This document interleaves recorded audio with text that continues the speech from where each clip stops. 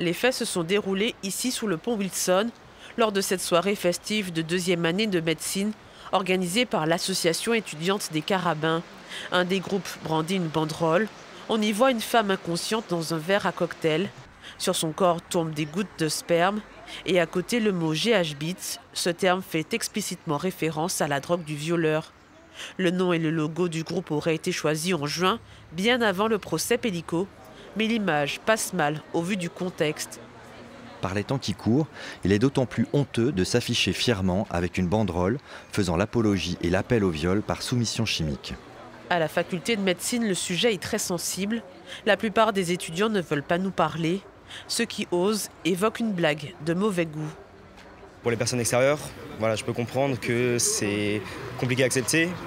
Après voilà, c'est en deuxième, troisième, quatrième année, c'est un esprit qui est carabin, c'est comme ça qu'on le dit. Pour eux, c'est normal. Pour eux, ils pensaient pas mal. Mais cette affaire a tout de même choqué une partie de la communauté étudiante. C'est pas du tout l'esprit qu'on s'attend à avoir en médecine. C'est pas l'esprit dans lequel on nous a habitués, on nous a éduqués pour. Que c'est décevant et c'est pas quelque chose qu'on veut qu'il se reproduise en fait. C'est pas bien. Dans un communiqué, la présidence de l'université de Tours réagit. Elle condamne fermement ces actes choquants et inacceptables, indignes des valeurs qu'elle porte.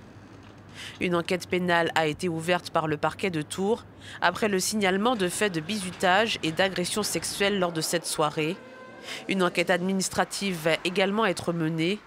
Dans une lettre ouverte, l'association des Carabins annonce qu'elle coopérera afin que les responsables de ces violences assument les conséquences de leurs actes.